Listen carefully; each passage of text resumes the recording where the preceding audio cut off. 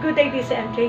Right now, we are here officially witness the opening of Search Bulacan. With us is the CEO of Search Bulacan, no other than Sir Junke.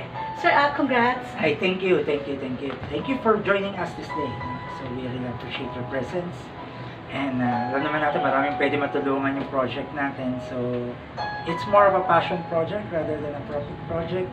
But basically, hope this would be the first step for people to see the other opportunities that are available, not just here in the Philippines, but also around the world.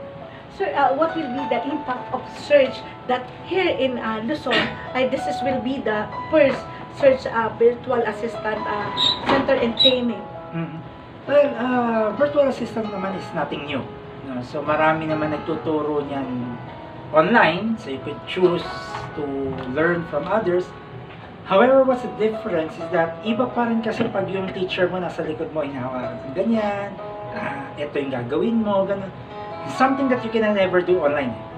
The interaction, the instant response of a